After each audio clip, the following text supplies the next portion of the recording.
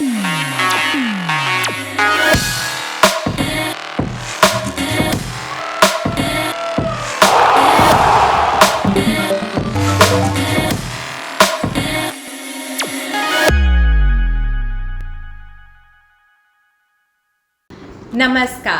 और अपने साप्ताहिक समाचार कैप्सूल में आपका स्वागत है। मन पानी की तरह है, जब यह अशांत होता है तो इसे देखना मुश्किल है। जब यह शांत होता है तो सब कुछ स्पष्ट हो जाता है। इसलिए शांत रहें और यह आपको तर्कसंगत निर्णय लेने में और आपके रास्ते में आने वाली सभी समस्याओं से निपटने में मदद करेगा। आज की मुख्य खबरें हैं। सीबीएसई के नतीजे आने वाले सप्ताह में घोषित होने की उम्मीद। जेफ बेजोस अपनी स्पेस यात्रा से वापस आए। जापान ने 319 टेराबाइट्स पर सेकंड पर दुनिया का सबसे तेज इंटरनेट स्पीड का रिकॉर्ड बनाया। नासा के एस्ट्रोनॉट्स ने स्पेस के आईएसएस में चिली पेपर उगाई। अब पसीने से बिजली तैयार हो सकती है। कई देशों में भवन निर्माण के लिए रेत के स्थान पर प्लास्टिक के कचरे का इस्तेमाल। भारत ने श्रीलंका के खिलाफ एक दिवसीय श्रृंखला जीती। और अंत में हमारा रोचात्मक F2 सेगमेंट। चलिए अब पहल करते हैं राष्ट्रीय खंड से। सीबीएसई ने अपनी 10वीं और 12वीं बोर्ड के परिणाम घोषित करने की तारीख आगे बढ़ा दी है। इस साल सीबीएसई ने कोरोना वायरस महामारी के कारण अपनी बोर्ड परीक्षा रद्द कर दी थी। बोर्ड ने स्कूलों को एक नए ग्रेडिंग मानदंड दिए थे। स्कूल फिलहाल उस डेटा को बोर्ड के पास भेज रहे हैं। उसके बाद परिणाम घोषित किए जाएंगे। 12वीं कक्षा के परिणाम 25 जुलाई तक घोषित होने की उम्मीद है, जबकि 10वीं कक्षा के परिणाम 31 को घोषित किए जाने की संभावना है। हम सभी छात्रों को उनके परिणाम के लिए शुभकामनाएं देते हैं। अमेज़न के फाउंडर जेफ बेजोस ने अपने 3 क्रू सदस्यों के साथ स्पेस की उड़ान भरी और वे 11 मिनट बाद वापस आ गए। उन्होंने कहा कि यह उनका एक यादगार अनुभव था। क्रू में बेजोस के साथ उनके छोटे भाई और 18 साल के ओलिवर डीमन भी थे। अभी तक स्पेस में जाने वाले वे सबसे छोटे व्यक्ति हैं।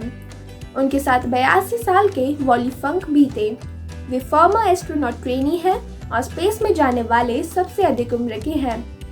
ब्लू ओरिजिन स्पेसक्राफ्ट ने पृथ्वी से 100 किलोमीटर ऊपर उड़ान भरी। यात्रियों को कुछ मिनटों के लिए वेटलेसनेस का अनुभव भी हुआ।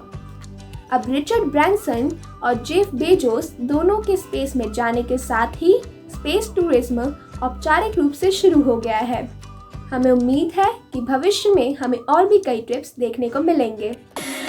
iGraspers, यदि आपको लगता है कि आपका इंटरनेट बहुत धीमी गति से चलता है और आप अपने मनपसंद शो नहीं देख पाते हैं, तो हम आपका परिचय जापान के उन इंजीनियरों से कराते हैं जिन्होंने दुनिया के सबसे तेज इंटरनेट स्पीड के रिकॉर्ड तोड़े हैं। जापान के national institute of information and communication technology के रिसर्चर्स ने 1 सेकंड में 319 टेराबाइट की स्पीड बनाई है।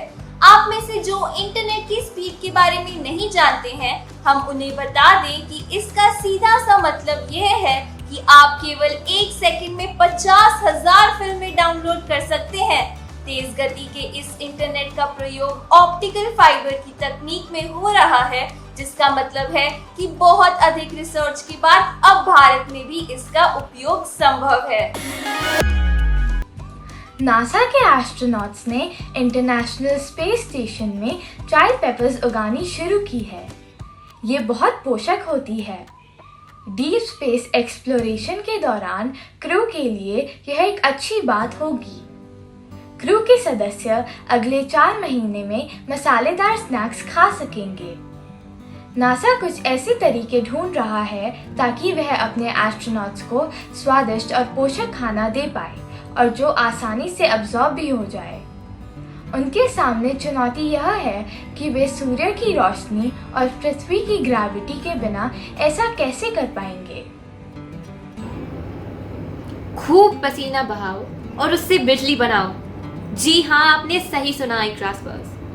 UC San Diego Jacob School of Engineering के रिसर्चर्स ने एक ऐसी डिवाइस तैयार की है जिसे किसी व्यक्ति को पसीना आने पर उसकी उंगली के किनारे पर लगाकर कुछ ऊर्जा तैयार की जा सकती है। इस डिवाइस पर दबाव डालकर इससे ज़्यादा ऊर्जा भी बनाई जा सकती है।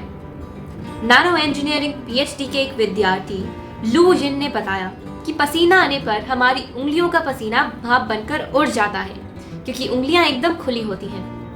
इस डिवाइस के प्रयोग से इस पसीने को इवेपोरेट होने से रोका जा सकता है और इसका उपयोग ऊर्जा बनाने के लिए किया जा सकता है ना एक्साइटिंग?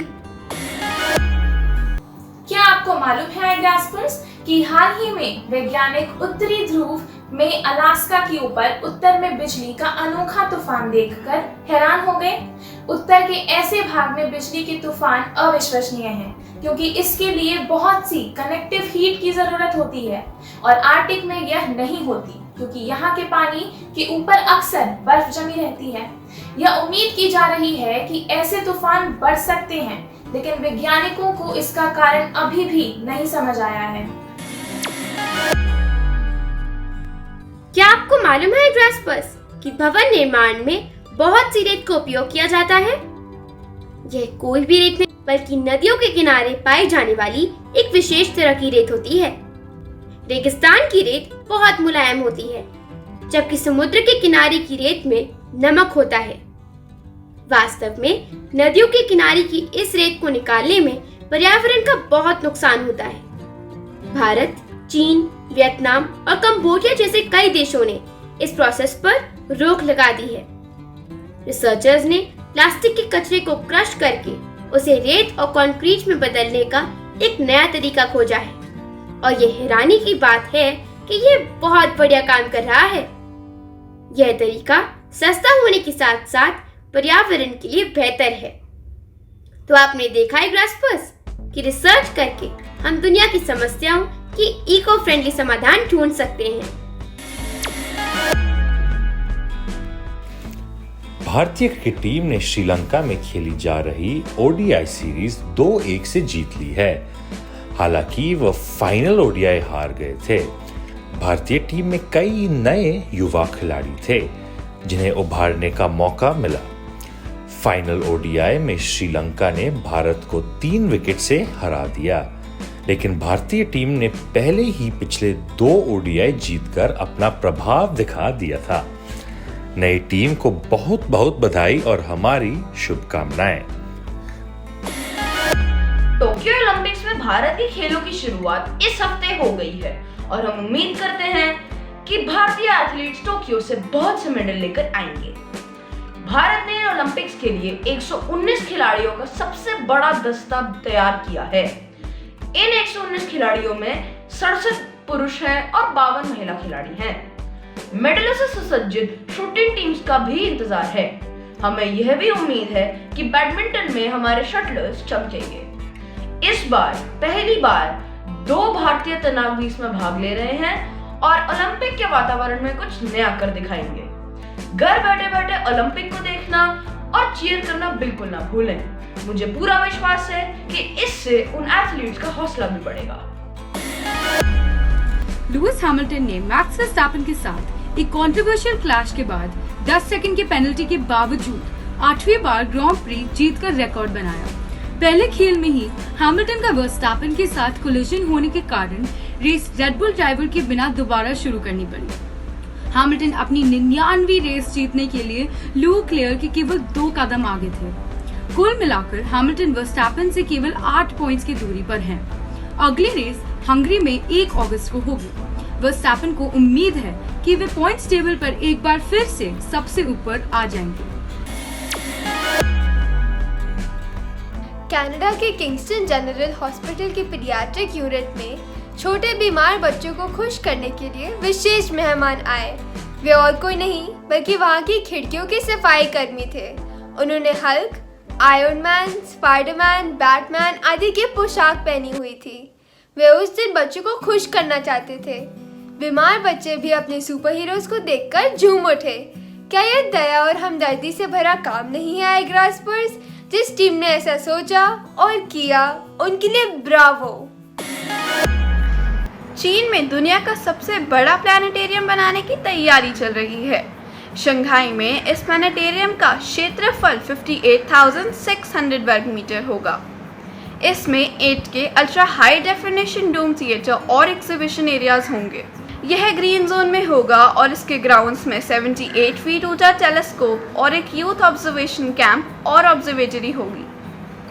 वहां चांद और मंगल ग्रह से लाए गए मीटेरॉइड्स के साथ साथ गैलीलियो और न्यूटन जैसे एस्ट्रोनॉमर्स की ऐतिहासिक शिल्पकृतियां भी होंगी। पिछले हफ्ते नए गांधीनगर रेलवे स्टेशन का उद्घाटन किया गया। ये बहुत कुछ एयरपोर्ट जैसा ही है। स्टेशन पर एक लग्जरी होटल, एक सर्वधर्म प्रार्थना भवन और अलग से एक बेबी फीडिंग रूम भी है। इन नए रेलवे हब्स को रेलोपोलिस का नाम दिया जाएगा।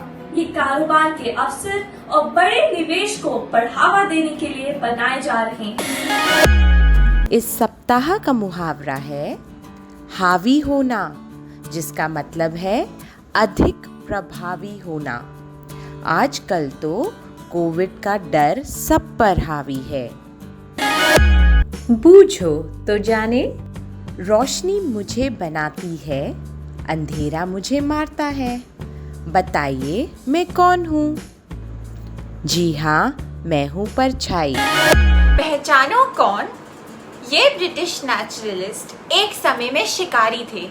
उन्होंने एशिया के सबसे पुराने नेशनल पार्क की स्थापना की थी। यह कुमाऊं की पहाड़ियों में भारत का पहला टाइगर रिजर्व है।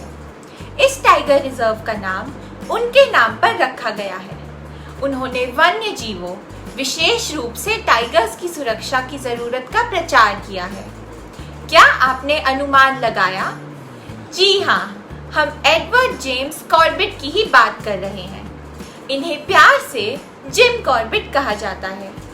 उत्तराखंड के नेशनल पार्क का नाम इन्हीं के नाम पर रखा गया है। क्या आपको मालूम है कि उल्लू अपनी आँखों की पुतलियाँ घुमा नहीं सकते, लेकिन वे अपनी गर्दन 270 डिग्री तक घुमा सकते हैं। इस तरह से वे मनुष्य से ज्यादा अपने आसपास देख सकते हैं। Quiz time. उल्लुओं की कितनी पलकें होती हैं? अपने उत्तर contact@igrasp.com पर लिख भेजिए। पिछले सप्ताह के प्रश्न का उत्तर। प्लूटो 248 वर्षों में सूर्य का एक परिक्रमण पूरा करता है। भावी युवाओं के लिए भारत के प्रमुख समाचार कैप्सूल iGras द्वारा आयोजित साप्ताहिक क्विज में सफलतापूर्वक भाग लेने पर बाल भारती पब्लिक स्कूल के रोहन जुनेजा को हार्दिक अभिनंदन। इसके साथ ही आज के समाचार सत्र को समाप्त करने का समय आ गया है। आपका दिमाग अधिकतर प्रश्नों के उत्तर दे देगा यदि आप विश्राम करना और उत्तर की प्रतीक्षा करना सीख लें। इसलिए जब तक हम दोबारा मिलें, तनाव ना लें, शांत रहें और सकारात्मक रहें। आपसे अगले हफ्ते फिर मिलेंगे। नमस्ते।